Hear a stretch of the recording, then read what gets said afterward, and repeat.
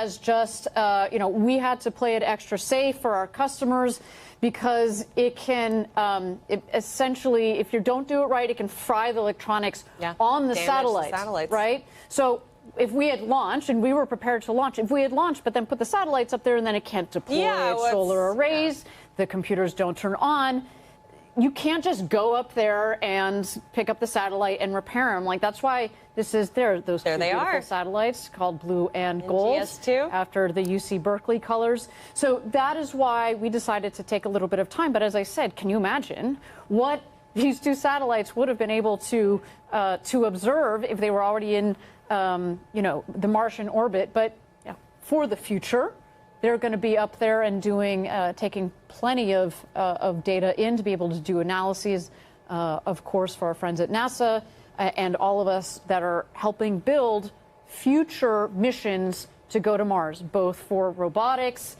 satellites, but also, fingers crossed, one day for humans. That's right, Ariane. So if you're just joining us right now, you are looking at New Glenn NG2 out there on the pad. Let's take a moment, toss it back over to the rocket while our team is investigating an issue.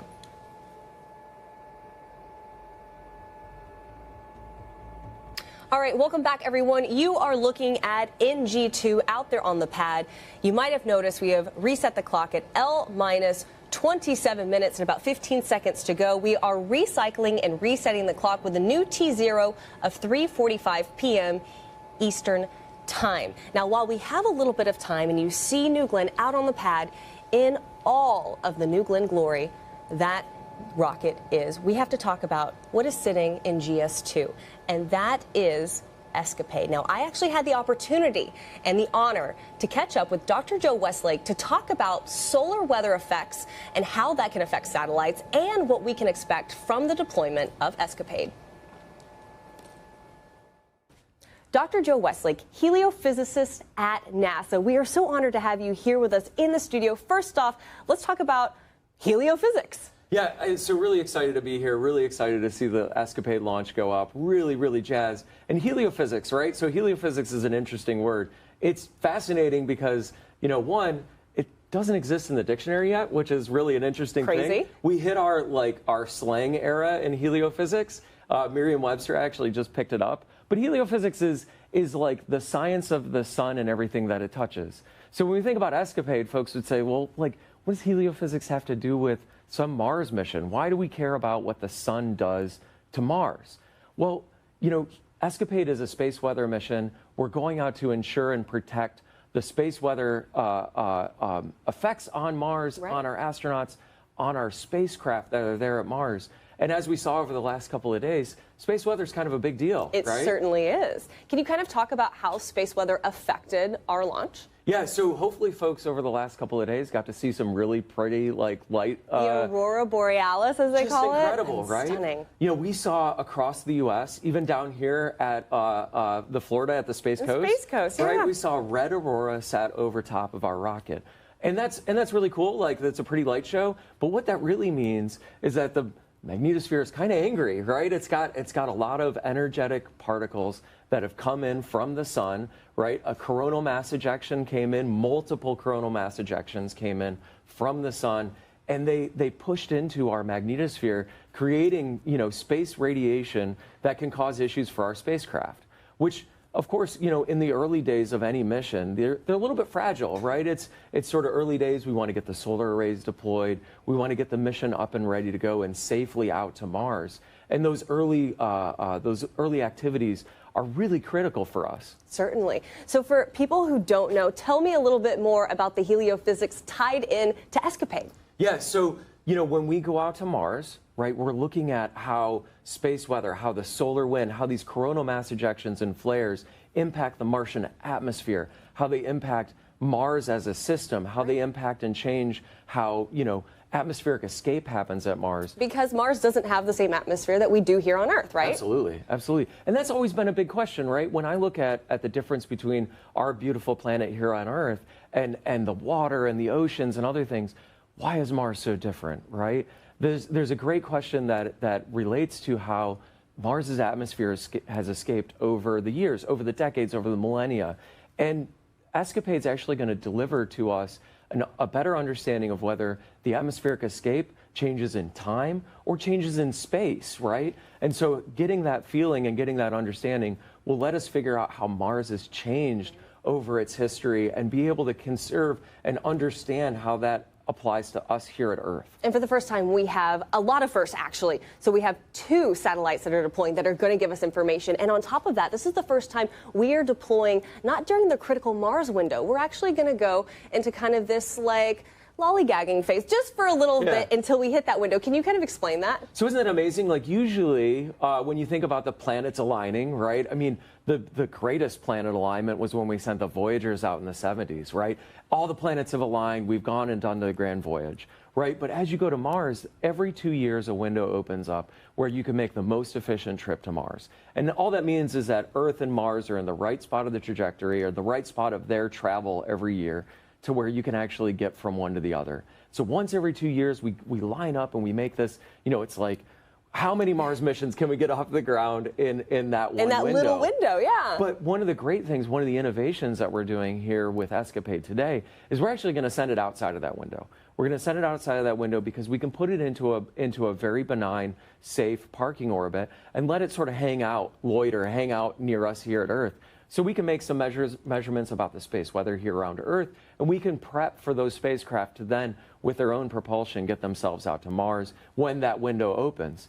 We always talk about how, you know, spacecraft are, frankly, the safest out in space, right? There aren't earthquakes or hurricanes or other things to worry about when they're out in space. And plus, we always love to have amazing data that come down from our spacecraft, almost no matter where they are. Certainly. And what's interesting is we're sitting here in 2025, but this mission is really going to take, I mean, it's 5 years when you also count all the way to when we're going to get the data that starts to come back, right? So 2025, around 2027 is when Escapade will actually be at Mars, and then it starts kind of being reoriented. Is that my understanding? Yeah, we have a couple of different orbit scenarios with Escapade because we have different questions, right? So one of the questions is, I want to be able to follow, have a leading following orientation of the 2 spacecraft, and I want to see how things are changing in time by doing that.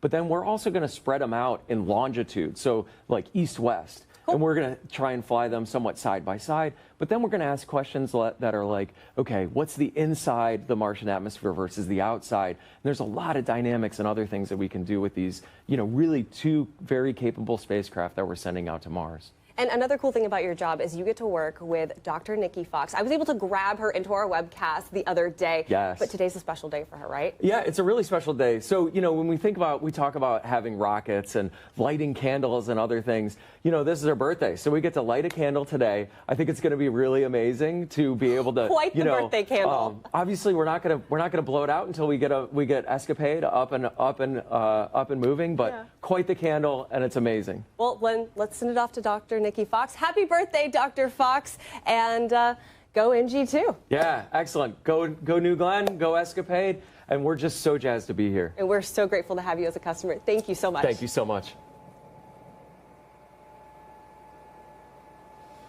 Heliophysicist, who knew? Not in the dictionary, and he gave us so much good information, of course, on why we're affected by essentially that solar weather. So right now, you are looking at New Glenn on the pad as we await the launch of NG2, L- about 20 minutes. But let's take it back over to our very own Eddie Seifert, who is with employees right here at Rocket Park at the best spot to watch New Glenn take to the skies. Eddie, how are things over there?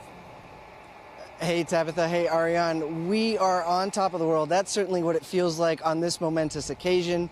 And, you know, I changed up the view a little bit. Behind me, you see Lunar Plant 1. That's our newest building at Rocket Park. Now, Rocket Park sits on 250 acres of what used to be an orange grove. That was pre-2016. Since 2016, we've added 2.5 million square feet of production space. And our newest building, it's building the lunar landers that are going to help NASA and help Blue Origin return to the moon, this time to stay.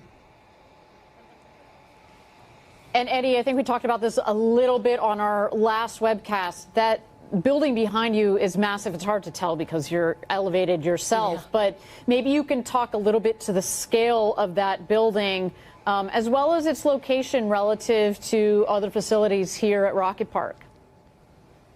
That's right, Ariane. If you're ever driving on Space Commerce Way, you'll see it. You'll see just how massive it is, right? If I'm standing on top of the world and that building's even taller, it's tall enough to house the 16-meter tall lunar lander, which is twice as big as the Mark 101 Pathfinder that we're going to launch to the moon later this year. When that lunar lander lands on the moon, it will be the largest lunar lander to have ever landed, and we're just going to get bigger from there. So we're very excited about Mark 1 later this year or early next year, and then Mark 2 to return humans to the moon, this time to stay. And you mentioned the co-location.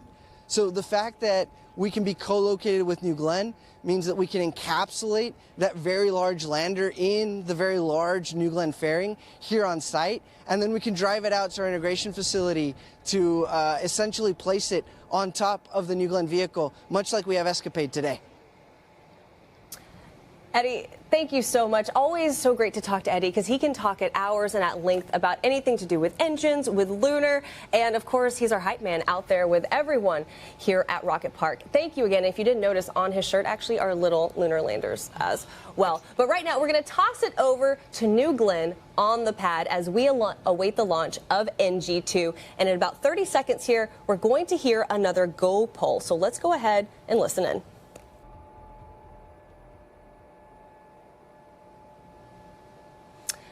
Welcome back, everyone. You are currently watching NG2. Now, we are awaiting the go poll for terminal count. Right now, we're in a hold and we're getting more information. But do stay with us. Keep your eyes on that screen because New Glenn is out on the pad and looking absolutely fantastic.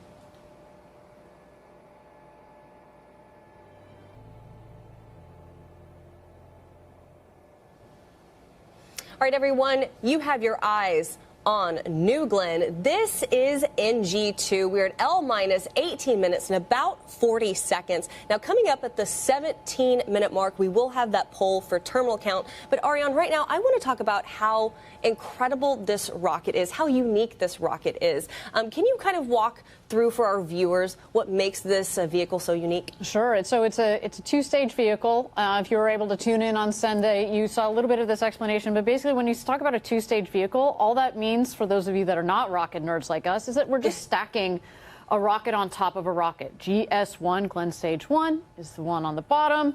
It pushes Glenn Stage 2, the rocket on the top. And then on top of Glenn Stage 2, GS2, you see that shroud in there. That's the payload fairing. In the payload fairing today are our payloads, NASA's Escapade, the 2 satellites. But what makes this rocket so special? We're going to land the first stage. The first stage is reusable. And what's cool about this first stage in particular is, we've had our New Shepard program, our suborbital program. We've learned so much from that rocket program. And there's actually some interesting similarities between the two, but also some differences. Up here, you see that we've put we call them now the forward fins at the top. Those help with the directional capability. New Shepard also has those.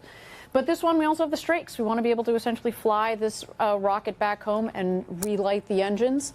So it's a beautiful rocket. I cannot see it do its thing this first time in just a couple of minutes here. I know. And at L minus 17 minutes, let's listen in for that go poll for terminal count.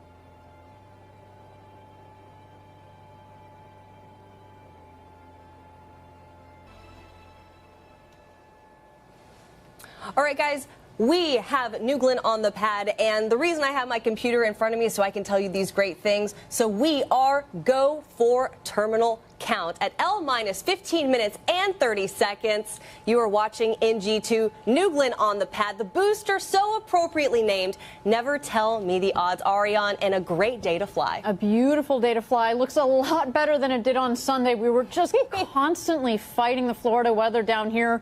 It would be sunny, and then it would be rainstorm, lightning, and then it would be sunny again. It was a lot going on. But today is a beautiful, beautiful day to fly. So as you mentioned, we're now at L minus 15 minutes to go from New Glenn's second launch.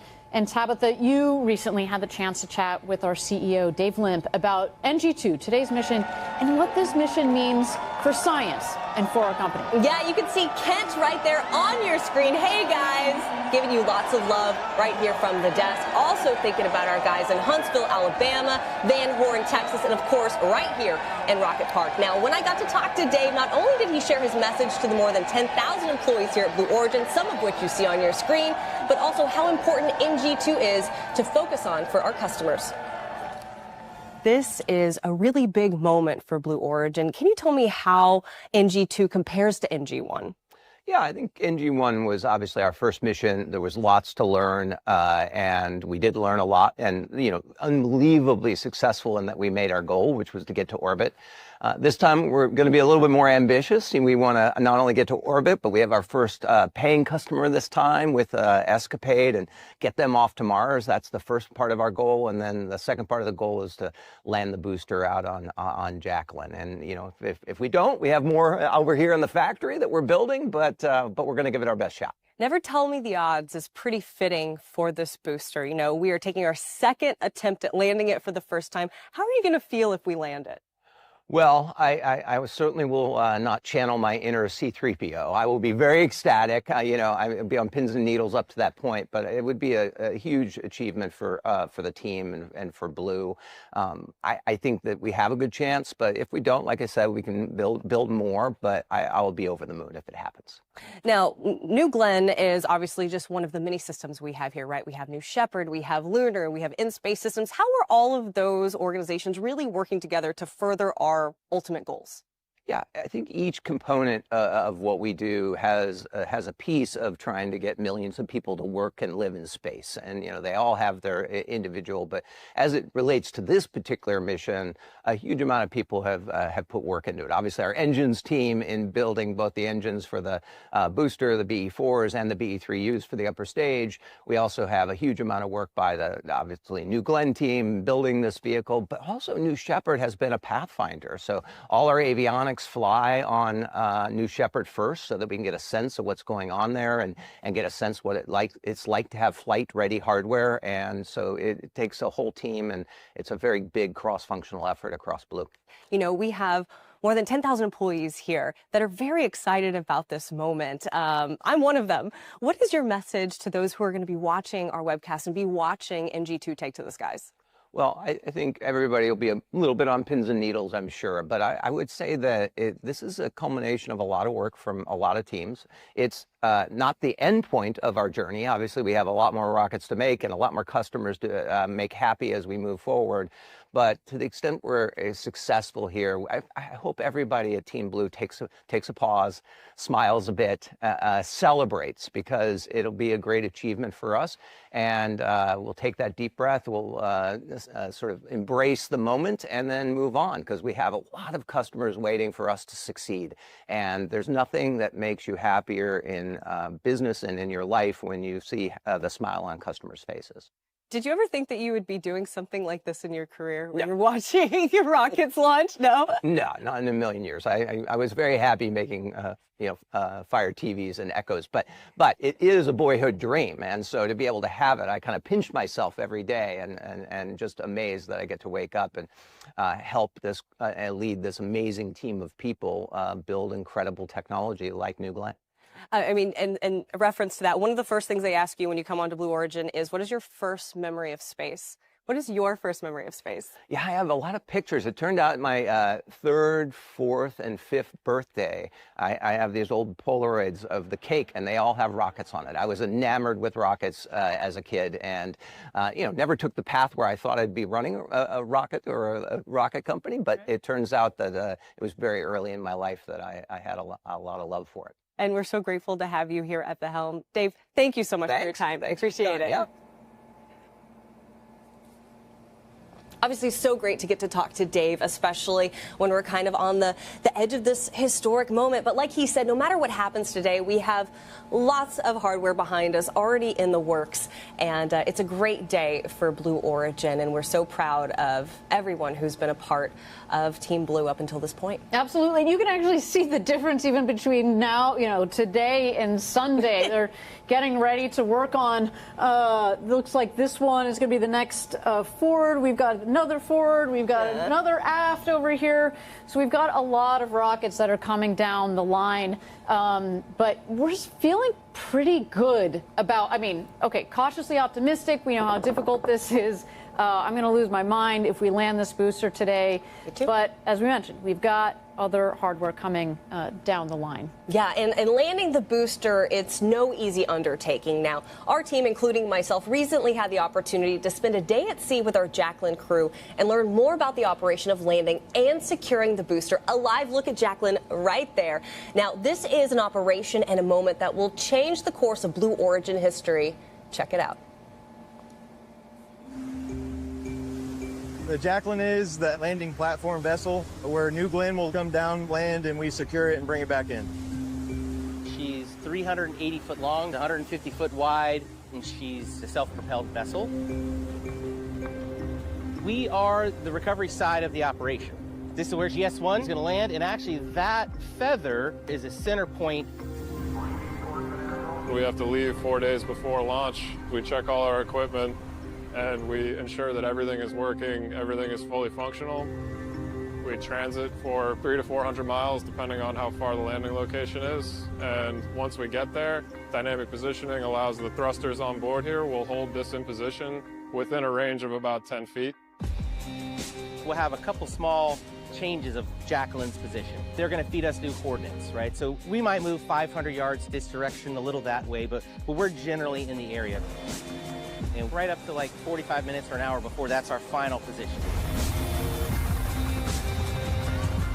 When the booster lands, the ROV will come out. Once it's mated with the booster effectively, we'll start pumping high-pressure nitrogen into the booster, which will allow the detanking process to continue to make the booster inert and safe for us to operate around. These are the transit stands. These are what we actually use to secure GS-1 to the deck.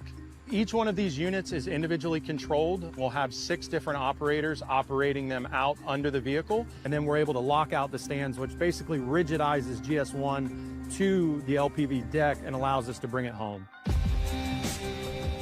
The complexity of what we do out here is pretty important because we operate in such an isolated environment. We're hundreds of miles offshore. We're relying on satellite communication. The one thing about working on the ocean and in the elements, we fight it. It never wants to work with you. The best you can do is just get along with it. I hope people understand how important reusability is to this program. Us being out here and allowing us to retrieve these vehicles and bring back and reuse them, we reduce the cost, we reduce pollution. My favorite part of being Team Blue is how everybody works together as a very cohesive group. This is really, really rewarding just to kind of see everyone marching together towards one successful landing operation.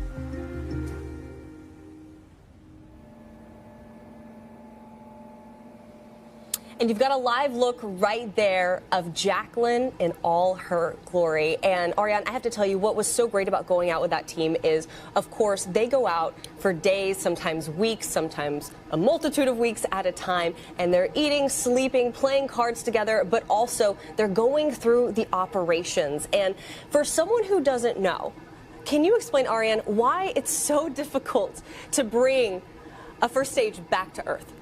Well, let me just start with the basics.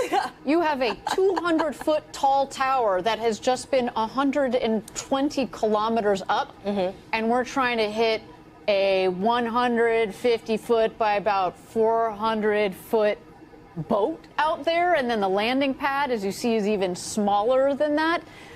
Fun fact, the landing pad that you see there, the circle, is the same diameter as the landing pad for New Shepard. So to give you a sense, that's hard. So you've got this huge 200-foot tall tower that's coming in. We're going to slow it down with first a reentry burn. Then we're going to do another burn to slow it down, and then we're just with 3 engines, then shut it down to just 1 engine. That's right. And we do have throttling capability on the first stage, and it'll come in for a nice soft landing, because if you think about it, it was full of fuel on the way up. When it comes down, it's essentially an empty fuel tank. So while it is heavy and very tall, there's those engines right there. There are the 7 BE4 engines, and the center engine is the one that's going to be doing all the hard work as it comes in just in the last seconds there. And so you don't need as much power. We can pull back on the power for a nice soft landing. And when we do, it will be an extraordinary day. But we've talked about it. This is just the beginning. It really is. We will bring this rocket back. We'll refurbish it. We'll examine it. We've got all sorts of thoughts on what we're going to need to do to refurbish the vehicle. But our whole game plan, launch, land, repeat, is to be able to flip this rocket around and fly it again very shortly here. I should say with New Shepard, we landed the first time in November of 2015. And here we are 10 years later. And here we are, well, 10 years later, yeah, but it only took us about 2 months to flip around the first rocket that had ever gone to space and back. So we've got kind of same time scales that we're thinking here. It's not going to, we want to go fast on this. And if you're taking a look at your screen, you see New Glenn on the pad, and on the upper right-hand corner, you see L minus 4 minutes and about 6 seconds. That's going to change to a T minus any moment, and that is really when the vehicle itself is starting to run on its own.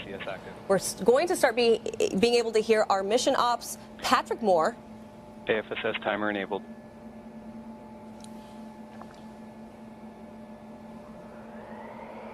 Terminal count system is active.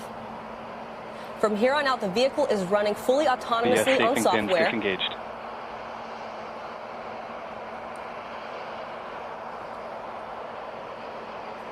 T minus 330. Rapid retract arms. Magic charge initiated.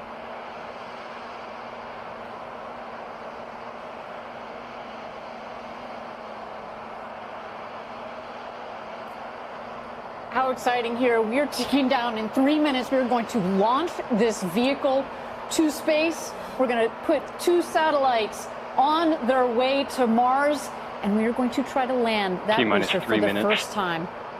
So exciting, and a big props to our launch control team that has managed to do a recycle on this vehicle. We want to fly today, Tabitha. Oh, there are the cheers. Yes, the energy is palpable. Our launch director, Megan Lewis, she's in the control room now. I know this is an exciting moment from her. There we have employees from all across the United States. This is Huntsville, Alabama. Big shout out to our teams there. And of course, GS1 pre-press HQ, start. Kent Washington, we see you. Washington. All right, rocket going through its last motions here, making sure the tanks are pressurized to their proper flight levels. That's right.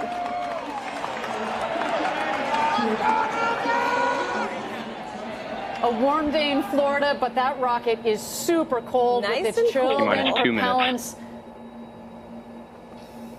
T-minus 2 minutes to go. LNG on the first stage, liquid hydrogen and liquid oxygen on the second stage. New Glenn looking beautiful. And there you go. Beachgoers with a great view. What makes this place so special down here on the Space Coast? A day on the beach, but you can sit there because our pad is so far south. A spectacular view for everybody here in Cocoa Beach. Now we've transitioned from ground power to the vehicle's own internal power. I mean, we are getting close. Aria, hold my hand. I'm getting really excited. There are those BE4s, 7 of them, ready to take New Glenn. 3.85 million pounds of thrust combined. T-minus 60 seconds. in just 60 Range seconds green, here, as AFSS mentioned flight before. enabled. We will light 4 of the engines, then 3 of the engines, just about a second or 2 off for a staggered start. You'll see the big water deluge, and that's when you know that it's game on. I love hearing all those sounds. You hear the power up. You certainly do. And with that, you'll see that water any second now.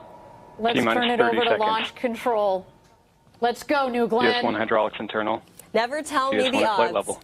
GS2 at flight level.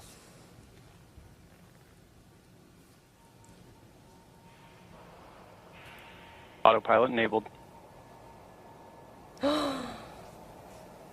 T-minus 10, 9, 8, 7, 6, 5, 4, 3, 2, 1. Lift up detected. First motion.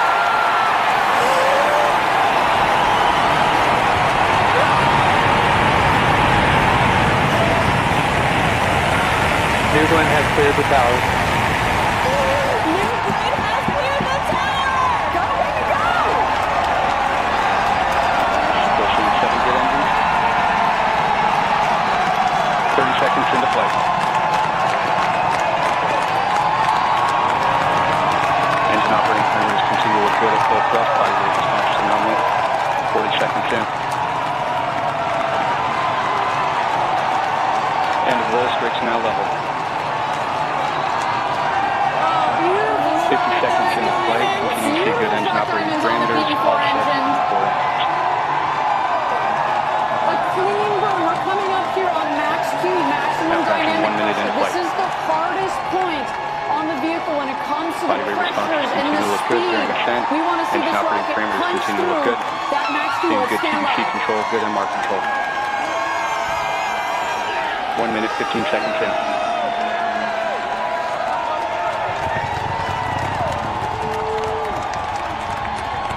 Now passing Mach 1, New Glenn is now supersonic. Supersonic! And we can hear the 1 minute, 30 here seconds. rocket pulse. Engine operating parameters continue to look good at full thrust. Max Q, maximum dynamic pressure.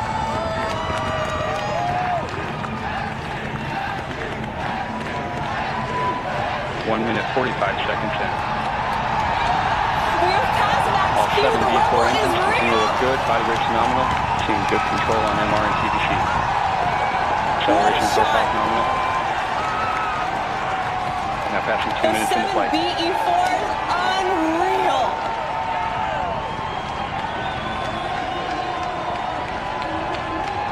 One minute remaining in boost phase. All right, 1 minute remaining in boost phase. You heard our team say. Then we'll hit MECO, main engine cutoff. That's going to lead to a sequence of events. We'll separate the first stage from the second, and that's when the first stage is going to begin its journey back home. We're going to see if we can land the booster separately. Of course, we will get the second stage off and going with the NASA ESCAPADE satellites on board on their way to Mars. Trajectory continues to look good, seeing good data quality coming down from the vehicle. Body rate response Great to hear that. Good data quality. All 7 engines continue Looking to look nominal. Next up, MECO, which is main engine cutoff.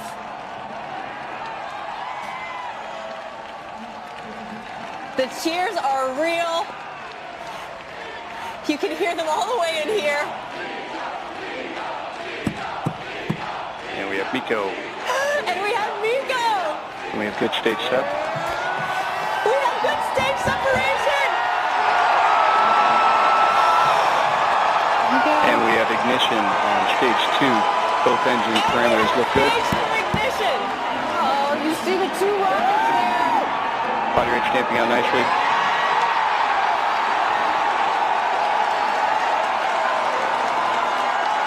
Both B3U engines look good at high thrust set point. Body rate responses look good. 3 minutes, 43 seconds into flight. Look at that here.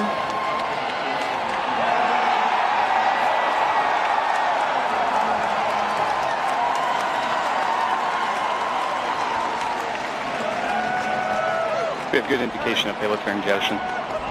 Both B3U engines continue to look good. Body Fairs rate of response Jettison. phenomenal. Seeing good data coming down from both stages. Great data. We're 4 minutes into NG2.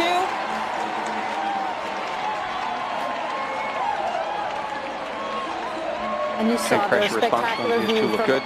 down from our Response GS2. continue to look good. You see This is a 9.5 minute burn for GS2. 4 minutes 25 seconds into flight.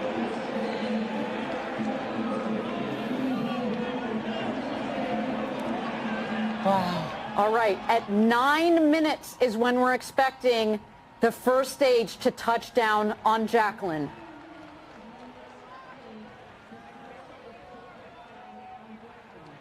Approximately 2 minutes remaining in the GS1 coast.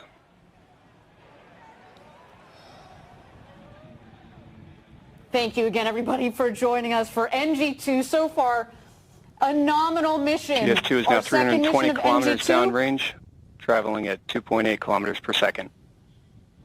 Trajectory We had continues a to look clean good on ascent both burn, stages. clean separation, clean fairing Right down the middle of the range jettison. track.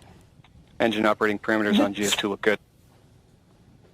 5 Sounds like minutes, our 16 seconds into GS2 flight. is having a beautiful ride. The NASA Escapade satellites are GS1 has exposed reached to Apogee, space now entering right the now. descent phase. And we've got GS1 DE3 coming is down continuing for to look landing good. GS2 body at rate T phenomenal. plus 9 minutes.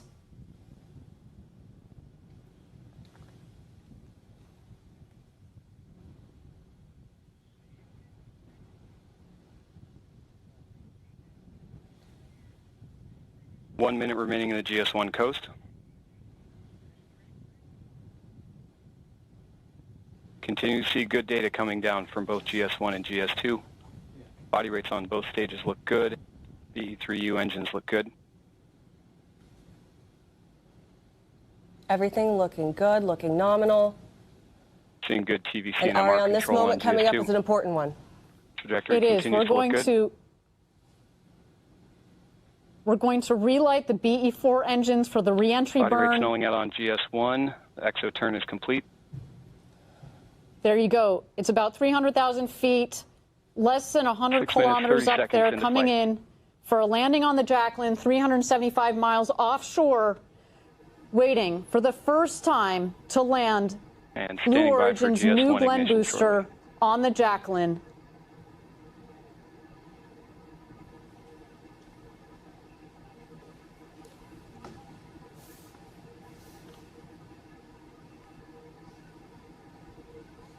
Continue to see body rates on GS1. That looks great. We have our booster reentry burn.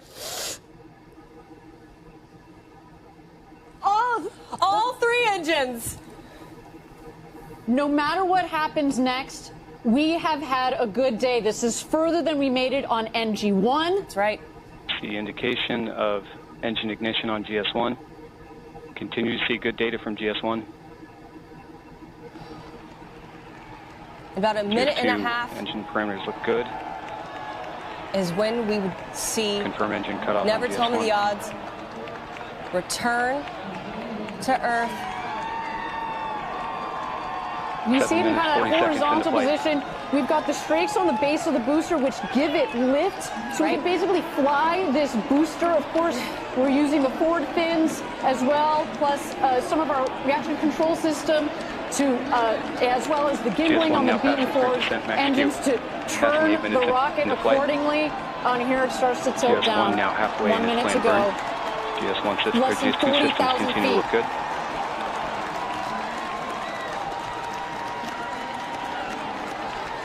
GS2 throttle down complete. Responses look good.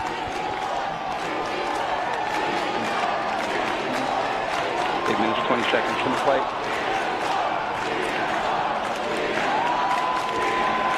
Standing by for landing burn ignition. And we have landing burn ignition. See 3 good engines. We've got our booster landing burn. Engine control looks good. Of course those clouds are there. 8 minutes, 43 seconds from the flight.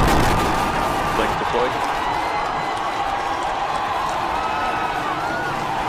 Now down to Great engine shot burn. from our booster. Standing by for touchdown.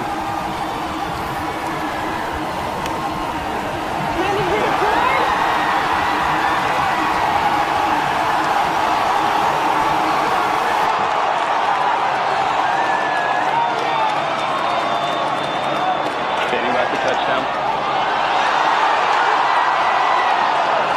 Touchdown confirmed.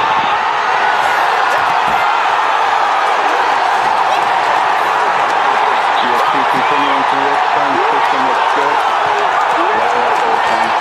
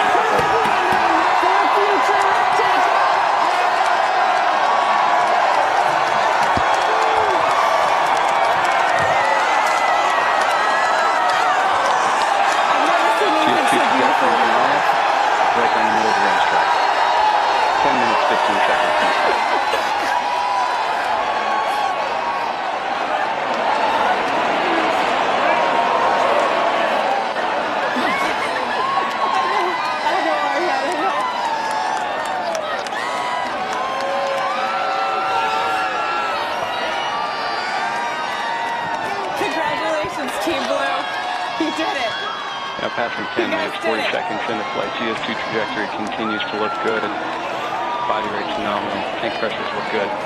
Engine operating parameters look good. GS2 is now 1,600 kilometers downrange, traveling at 5.9 kilometers per second.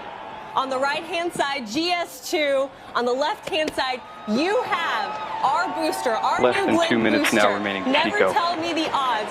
Right there. On the Jacqueline, in the middle of that feather. Absolutely incredible. Congratulations, guys.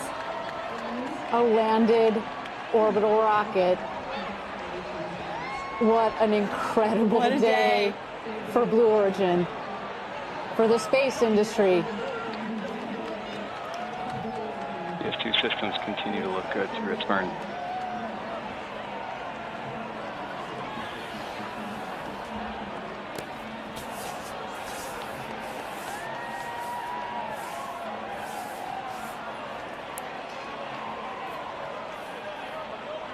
I'm speechless, which is rare for me. Approximately 1 minute remaining in the burn. GS2 continues, of course, on a nominal path. On a nominal path. I need a second to catch my breath. GS2 body rates remain stable. I think I heard my hand banging on the table too much. This is incredible. PVC and MR. Tank pressures are nominal. Throttle pressures are stable. Oh, I'm getting word they're going to replay the landing. That's something so good, you got to watch it twice. Give it back to us. 12 minutes, 30 seconds in the flight. Look at that.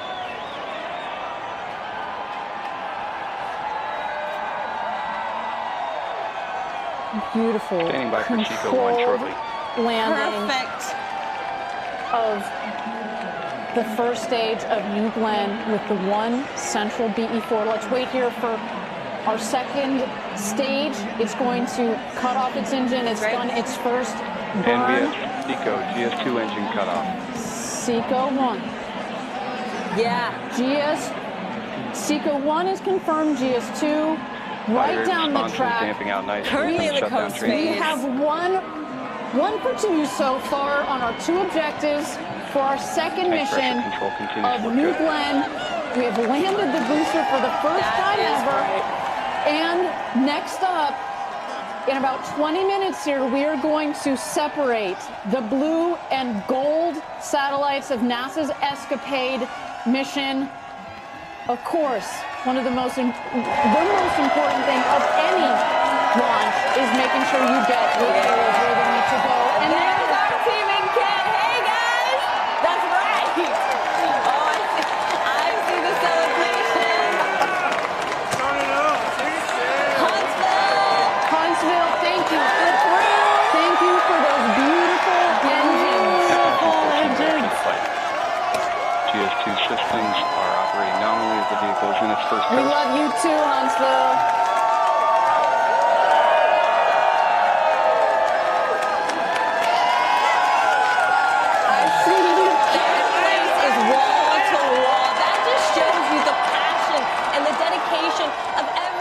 person that works here at Blue Origin. And Eddie, you're with our friends here at Rocket Park. Hey, give it to us. What's going on? Next At this time in flight, GS2 is now 3,020 kilometers downrange, traveling 7.9 Guys, kilometers per what a second. day, what a momentous occasion, an incredible opportunity to witness live. Eddie, I'm going to be honest with you. It's so loud around you. They're chanting so loud, and rightfully so. I'm having a hard time hearing you. But you got to tell me, what is this moment like for you, Eddie? You've been here a long time. You've seen the New Shepard booster land for the first time, and now you're watching New Glenn. 10 minutes remaining in the coast. Yeah, this one was way better. Just incredible to watch. We're just here. Launch, land, repeat. It starts today. Launch, land, repeat. I love it, Eddie. And I believe we also have some video, of course, of the celebrations happening all throughout Rocket Park, in every corner of what is going on in this building. Here's a moment. And of course, that's mission control, launch control. Where is it? You know you're going to see it when they do it. There it is. In the middle there, you see Jeff Bezos, Jordan Charles, the head of our New Glenn program, Dave Limp. Celebrations all around. And there you have it. Let's show it to you one more time. 15 minutes Our New Glenn booster out on the Jacqueline. From GS2 Oh, I can't wait till she comes home. I have never seen anything more beautiful. Not since the first landing of New Shepard in November of 2015. My goodness, we are almost 10 years almost later. Exactly 10 years apart to land our booster. Just incredible. And now we're watching here. We've got a map here on the left. That's our stage one that, of course, made this beautiful landing on the Jacqueline, 375 miles off the coast. And what you're seeing there in the center of your screen, GS2 with NASA's Escapade satellites on board. We're waiting. We have about another 16, 17 minutes until we deploy the two satellites. That's right. First the blue, then 30 seconds later, the gold to give them some space. And then about 5 minutes after that, we also have what we call a hosted payload on board, a Viasat radio tech demonstrator on board that we will also power on. But right now, all three payloads are exposed to space and are on a beautiful flight, a completely nominal flight. That's right. So far on its way to space and waiting for deployment here. And at 17 minutes into flight, landing the booster, of course, was a historic moment for us here at Blue Origin. But the show isn't over. Still tracking, of course, deployment of Escapade. And here's some of the milestones we want you to be aware of over the next 20-ish minutes. All right, at the T+25 minute, the second stage engine will ignite. At T26:44, we're going to have SECO 2, which is that second stage engine cutoff. And then, of course, at the T+33 minute mark, and that's when we finally get to see Escapade deployed. They're going to deploy and separate at about 30 seconds apart. First blue separation and then gold separation. And finally, as you mentioned, Ariane, we will have at about T+38 minutes that Viasat tech demonstration will turn on. But we have got one accomplishment under our belt. And as we await the second one with our mission today, I got the chance to actually catch up with Dr. Shannon Curry. Now, she's a project scientist on Escapade, and she explains how long it took to get to this point with Escapade and what this moment means for their missions. Approximately 6.5 minutes remaining in the coast. These two body rates have remained stable throughout the coast and continue to see good data coming down from the vehicle. Trajectory is nominal.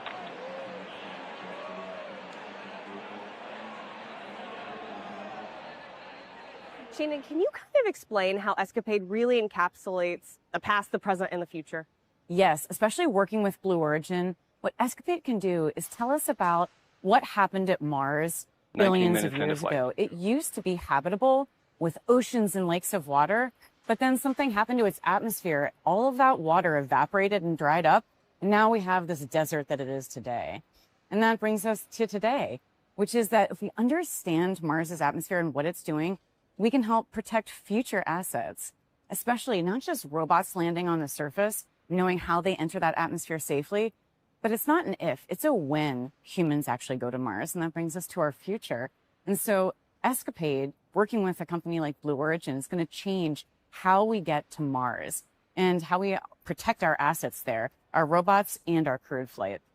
What is the most exciting part about being a part of this project for you? So the thing I'm the most excited about is that this is going to change how we go to Mars. So we've never done a mission like this at NASA or really in any other part of the world. And using all of these commercial sectors where we're pushing the envelope and we're doing incredible kinds of technology to get low cost, high risk science and get our taxpayers the best bang for their buck, you can't beat that. So can you dive in a little more and explain how both commercial and academic now just partnerships past 20 minutes lead to into something flight, like less Escapade? than 5 minutes Absolutely. remaining in the coast. The academic environment means you just get to think for a living. You get to think of these ideas, and this is where the theory comes in. But then the commercial partnerships, these are the experiments. And we are now these are the seeing people tank who make pressures it happen. increasing They in make all of preparation our for the next burn. dreams in academia, all of our dreams at And good system universities response. happen. And NASA then enables that. So you have this like perfect 3 points of this like pyramid to do incredible and great things at places like Mars. How long has this project been underway? I mean, when did the first idea for Escapade come about, bringing it to today? Rob and I started thinking about this mission back in 2016 and 2017, and it took years of planning and years of iteration until we found the right Now, just partners, past 21 we minutes found into the flight. right Data quality spacecraft, coming we down found from the the right vehicle rocket, continues to look and good. here we are today. So we're coming up on 10 years in the making to make this Body happen. rates So 10 years in the continue making to to get us remain to the point stable of throughout launch. the And coast. then once it launches, you have another, let's see, we're in 2025, 2026, 2027, 2028, 2029, another 5-ish years of getting the Tank data pressures are before continuing you to get the increase data as and then expected in processing that. preparation for the 5 years of science to me sounds like heaven. So I think for some folks, waiting is hard. But for the science team, we are ecstatic. We will take every single bit of data that we can get. And again, with working with our partners, being able to get all of that data and enabling this incredible opportunity to explore not just Mars, but actually the entire trajectory there, that's science waiting to happen. What is your message to all the collaborators who've had hands on Escapade at this moment in time as you're kind of just waiting for it to deploy? To all of our collaborators, 3 minutes remaining thank to you engine from the ignition. bottom of my heart. We're so excited. We can't wait to work with you, and we're going to totally change how we do things at Mars. As we get ready for launch, my final thoughts are go Escapade, go Blue, and we're so happy to be here. And we're so grateful to have you on the Thank team. you. Thank you so much. Yeah.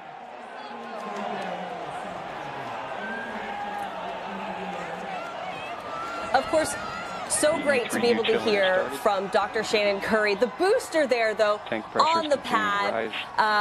It is a moment we are still kind of taking in and processing. Ariane, you and I. Buzzing. I'm excited. Speechless. I am trembling. My jaw is still on the desk here. An incredible day. The star there. Right. The second booster of New Glenn. The stars, all more than 10,000 employees here at Blue Origin. If you guys aren't as in shock as I am, this team has done an incredible job. Absolutely. In the years, in the months leading up to this, in the minutes.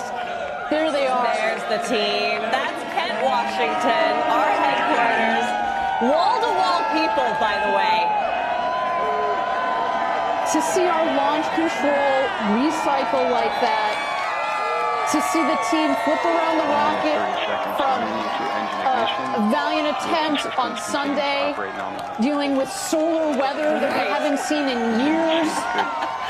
Working closely with our customers, especially with NASA. Thank you for your patience. And there's Huntsville, Alabama.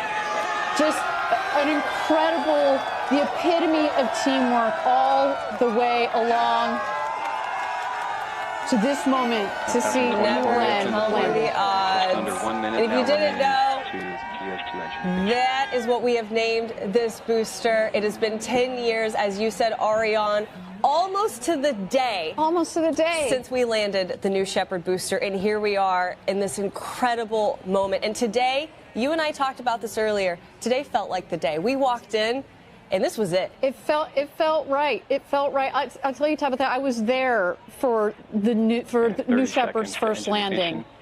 And it was a much different. It was a much different Blue Origin. We had a couple hundred people. There were about a dozen or so of us off this back wooden porch with the radio, listening to launch control call the shots as we saw the New Shepard rocket come down a couple miles downrange with our naked eye. Right. And you lose New Shepard over the horizon, but you saw this billow of dust, and we heard touchdown, and it was this same roar, this elation.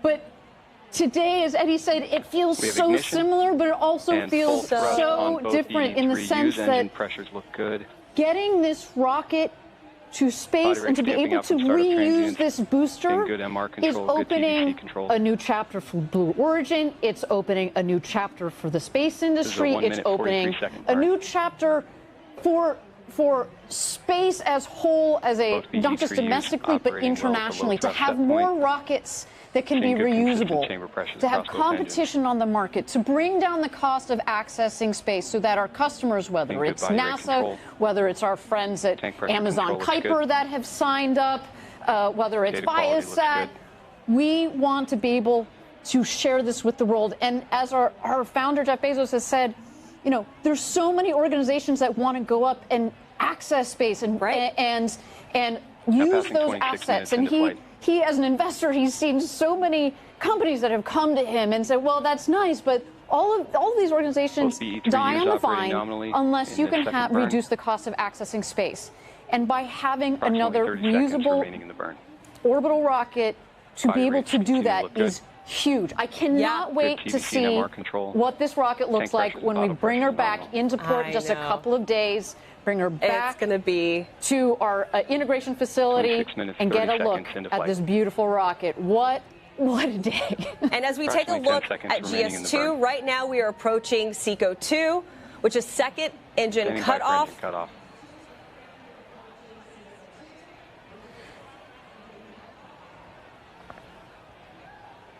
And we have SECO.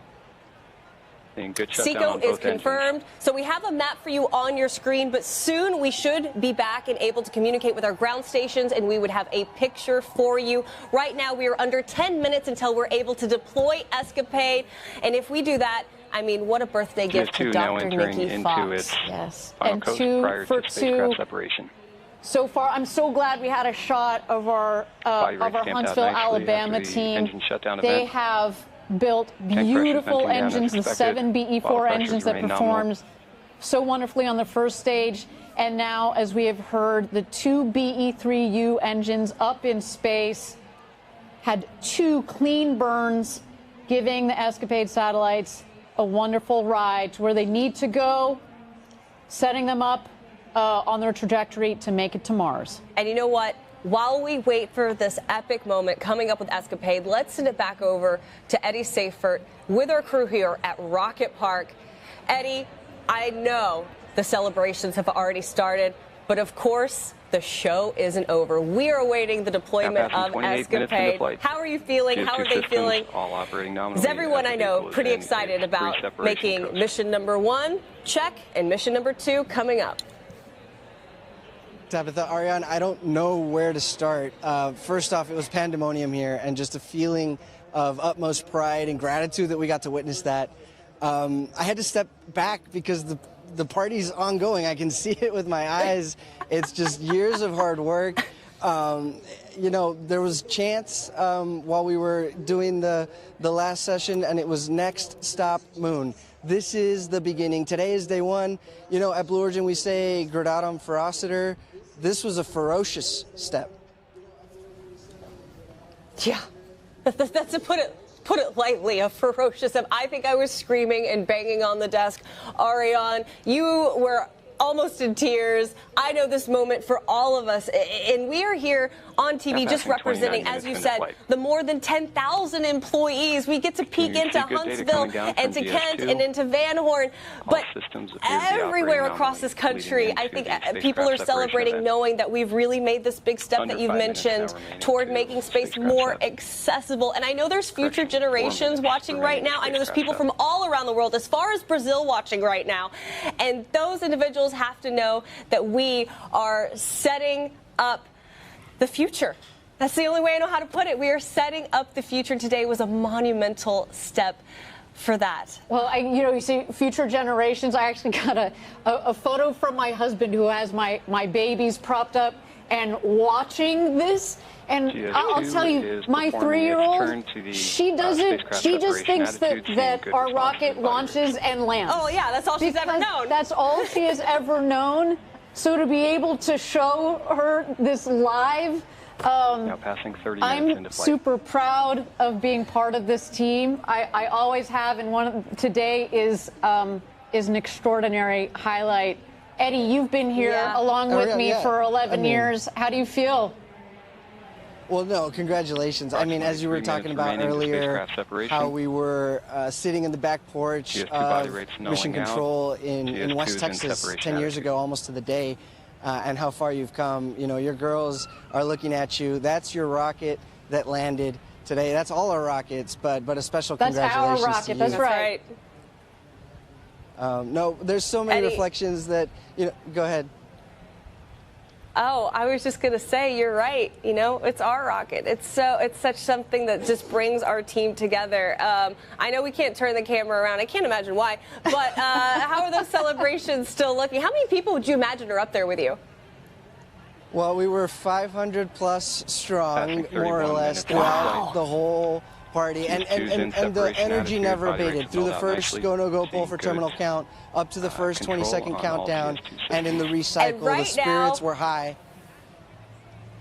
Eddie, the spirits are high, and they're going to continue. I can't wait to talk to you after this webcast, give you a high five, but you're looking at a live look. This is Escapade in space, the twin spacecrafts that will be heading to Mars in 2027. For the first time ever, 2 spacecrafts at the same time are going to be studying the red planet. And also, for the first time ever, we're able to send this in kind of this in-between period. We didn't have to hit that exact Mars window because they're going to make their way to Mars on the right trajectory. And this is something completely unique for NASA and for us here at Blue Origin. Again, there's a live look at the Jacqueline, the booster. So aptly named, never tell me the odds, sitting so perfectly on that feather, unlike anything we've ever seen. And in the next minute here, you are going to see those payloads deploy. What a moment. Hopefully we'll get that live shot again.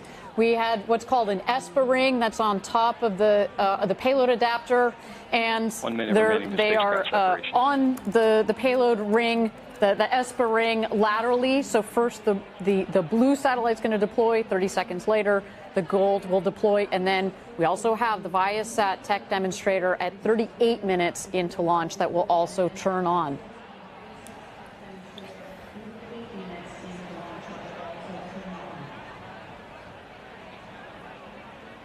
Yes, you can follow along right here on your screen. The telemetry there at the bottom. In the next 40 seconds, that is the moment where mission objective number 2 will hopefully be coming to fruition. Coming up on 33 minutes into flight. We're standing by for spacecraft 1 set shortly. Vehicle body rates are remaining stable, leading into the separation event.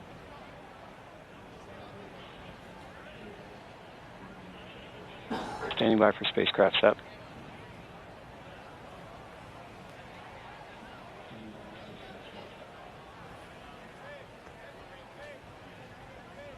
And we have good indication of Escapade Blue spacecraft separation. We do have payload separation confirmed. Go Blue. Second payload coming up, as we mentioned. Just about a couple of seconds more here. Standing by for spacecraft 2 set. Oh, beautiful live shot from over 700 miles Gold in separation space. confirmed. And Gold has separated. Congratulations, Escapade. Both Blue and Gold have successfully deployed. We have successfully landed the booster, and we have successfully deployed both the Blue and Gold satellites for Escapade.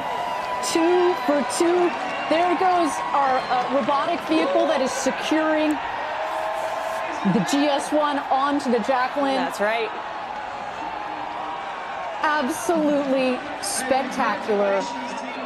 Escapade, you are headed to Mars.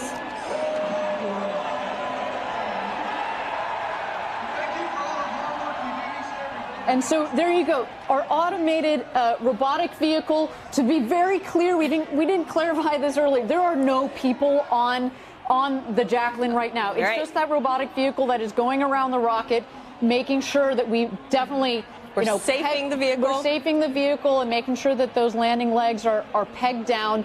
The seas are nice and calm today. It was a rough ride the last couple of days out there. But of course, we want to make sure that our 200-foot tall rocket out there on the Jacqueline is nice, and there it goes, is nice and stable. And shortly after, we will of course have the Harvey Stone, which is the boat that has our team out there. They will approach the Jacqueline, and we will put our team up there as well as soon as the rocket is stable, we want to make sure, of course, that it's essentially neutralized, make sure the propellants are nice and stable, if not completely purged from the system, as well as have a stable rocket out there. Safety is number one. But Tabitha, we are 2 for 2 on today's mission. NG2, a historic day for New Glenn and Blue Origin. I keep telling you, I'm speechless, and I really am. It has been such an epic day. In about, couple of minutes here, also that Viasat demonstrator will turn on. That's an exciting thing. That's a payload kind of hitching a ride with our friends at NASA. And it's just been so great to work with so many customers and to also show the world that, hey, we're here. We're in the game. We have a reusable booster, and this is just the beginning. No, and we said it on the last webcast. We've got NASA Escapade, but of course there are other organizations, UC Berkeley, Advanced Space, Rocket Labs that have been part of that mission. But we've also got Viasat being one of the foremost satellite operators in the world. And these organizations took a chance on us. They did. We get it. It was a new rocket. It had not flown when we signed with them. This means a lot to us that you have put your technology, your babies in our hands on top of this rocket. You trusted our team. You trusted our method.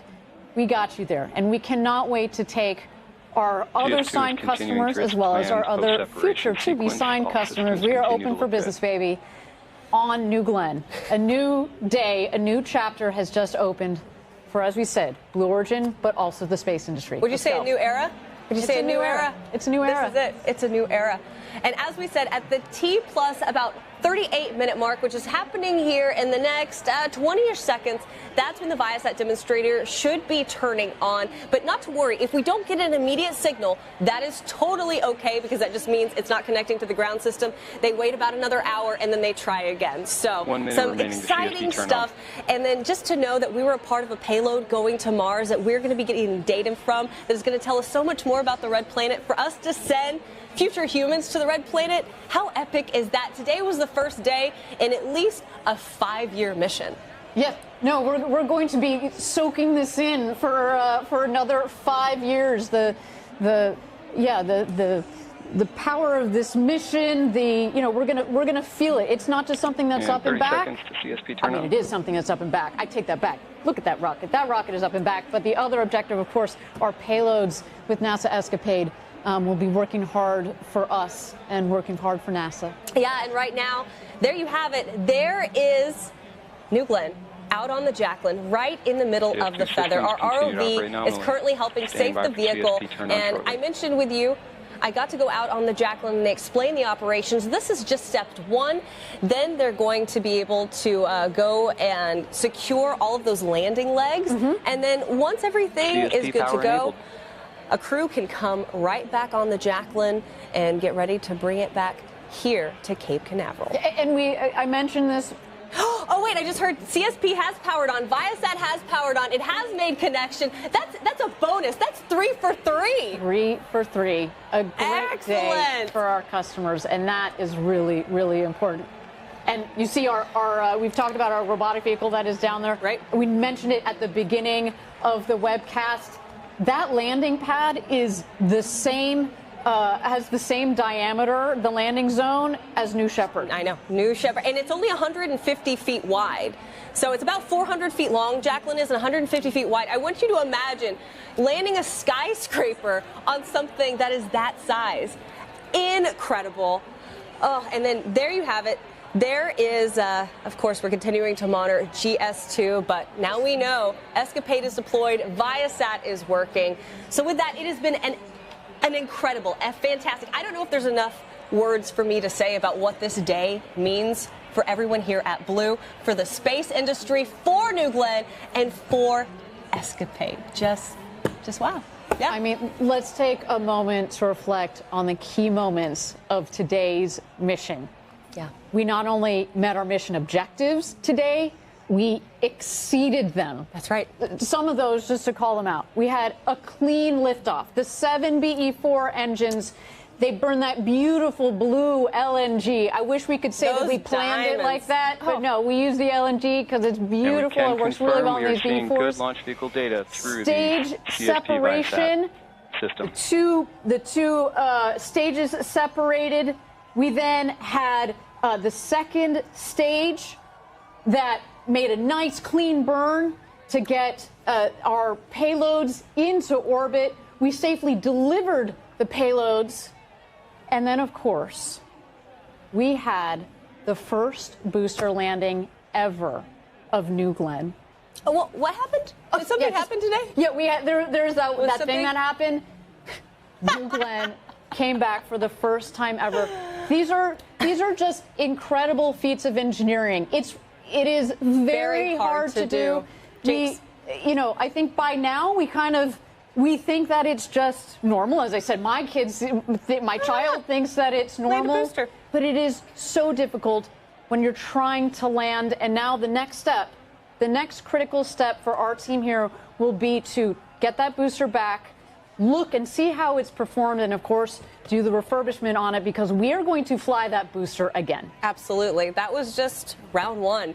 And of course, Ariane, I just have to tell you for a moment, it's been an honor to have you here on the desk with me. I mean, you have such an incredible career under your belt, being able to help walk our viewers through every important step and every important moment here. I mean, you are just the legend herself. So thank you. And I'm so grateful I got to share this moment with you, holding your hands, holding our breaths, watching the booster land. Thank you, Tabitha. It's been an honor, and thank you so much for being on the desk with me. And this is a day that I will never forget. It's being able to be part of this flight today. It's been something so central to the work of us here at Blue Origin. Right. For so long, not just since we landed New Shepard, but since we started this company.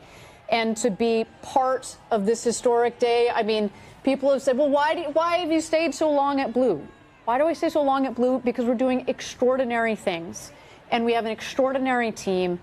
It's an honor to be part of this squad. And it's been an honor for me to be able to represent more than 10,000 of you here on the desk, being able to speak for Team Blue. But if you were inspired, listen, I love a shameless plug, so come here. If you were inspired and energized by what you saw today, because as we said, this is just the beginning, we do really cool stuff here. I mean, look, you can host a webcast, you can launch a rocket, you can build engines. If you want to learn more, go to blueorigin.com/careers, because we would love to have you help us build the road to space. And as you just saw, we're pretty good at it. We're going to Mars today. We're going to Moon. The Moon is a team. We're also going our own payloads to Mars. You want to build those? You said build the road to space. Come join us. But hey, maybe you're not ready for that step. That's okay. you still want to help celebrate this moment, you can get some great launch gear in our Blue Origin shop. Pick up the, oh, look at that sweet mission patch to capture today's momentous event. Join us, visit online, shop.blueorigin.com. Yeah, real quick, we have to plug this patch. A couple of things to notice. New Glenn's second stage mission, ascending to Mars with Escapade. Top right, you'll see the nod to NASA's Escapade spacecraft that are orbiting Mars. There's also the New Glenn booster in the landing configuration. You know you want the patch because this is the one that we landed the booster on. And the colors